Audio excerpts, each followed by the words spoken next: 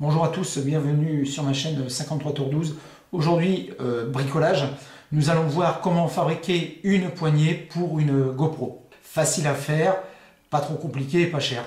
Pour tous les aficionados de la GoPro, je vous invite à suivre cette petite vidéo avec laquelle vous pouvez réaliser ce genre de produit. Facilement enlevable, facilement remettable. Je ne sais pas si ça se dit. On passe aux explications. Ma première partie, vous la trouvez généralement soit sur les perceuses, soit sur les disqueuses. La seconde partie, ce sont les supports de tuyauterie. Vous trouverez ça dans n'importe quel magasin de bricolage. La mienne a un support en caoutchouc. Pour moi, il n'a pas une grande importance puisqu'il ne sert pas d'anti-vibration pour la poignée. Donc, surtout avec un pas de vis qui correspond avec la poignée. Okay. Vous pouvez visser dessus. Voilà. Comme vous pouvez le voir, première partie. Surtout bien garder, pensez à garder les vis, car ce n'est pas fini. Nous allons récupérer également les platines sur des patines métalliques. Et le point important, les aimants. Les aimants que vous allez trouver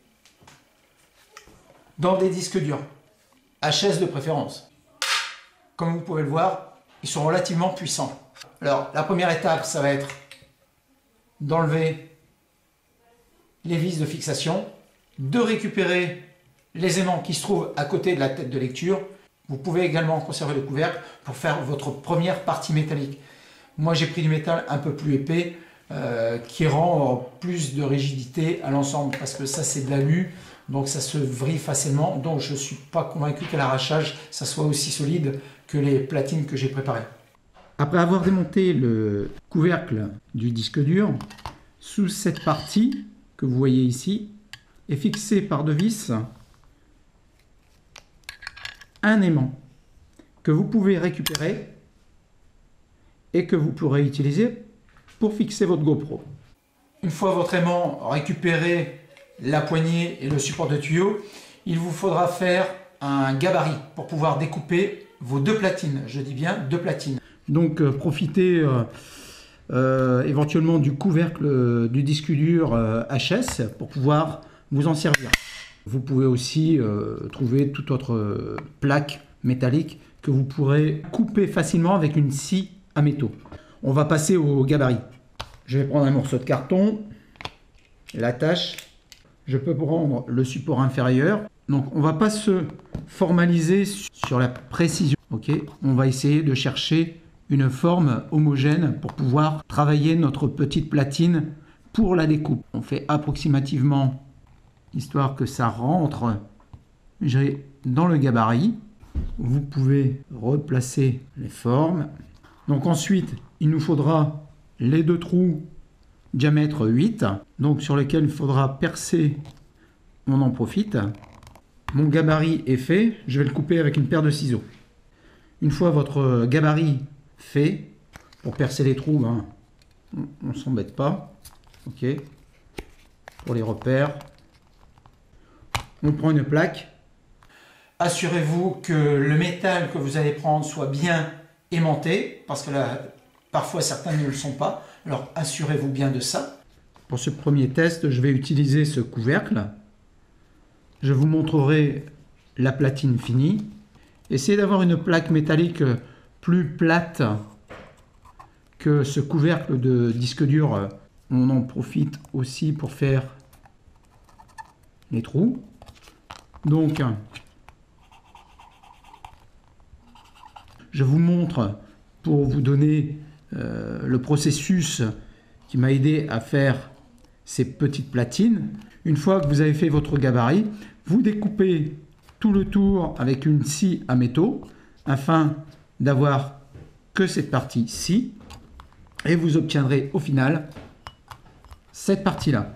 Il vous faudra une platine qui sera fixée en permanence sur la poignée et une platine qui va être sur la caméra. Une fois vos découpes effectuées sur les parties métalliques, eh bien, on viendra fixer notre support de GoPro qu'on laissera sécher quelques minutes. Une fois que ça sera séché et bien pris, cela donnera ceci.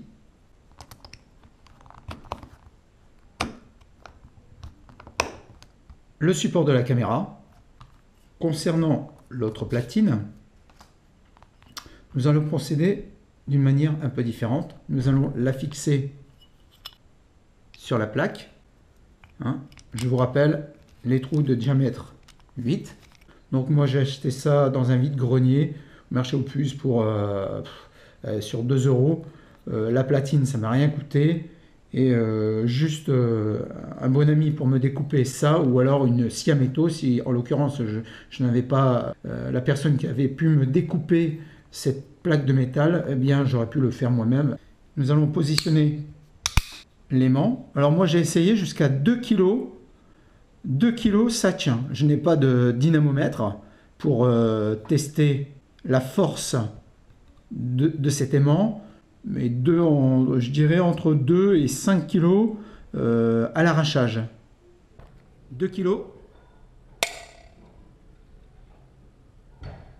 Ça fonctionne. Maintenant avec 5.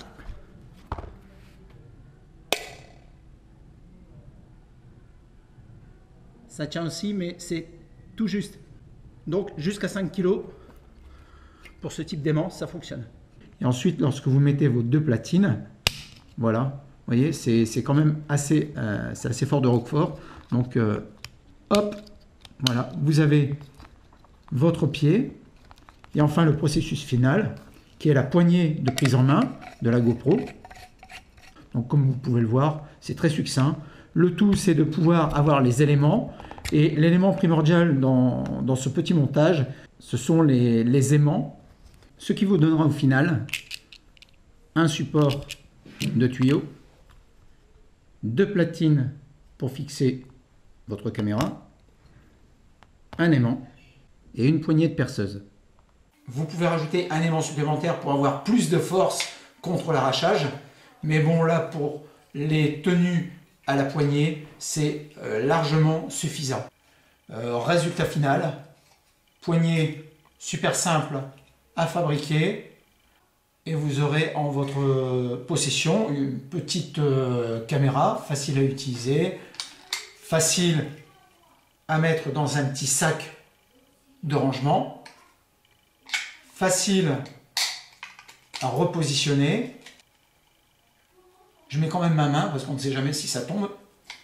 Voilà, donc vous voyez, à l'arrachage, il faut vraiment y aller très fort pour qu'elle puisse s'en aller. Voilà, j'espère que cette vidéo vous aura plu et je vous dis à une prochaine fois sur ma chaîne 53 tours 12. Ciao.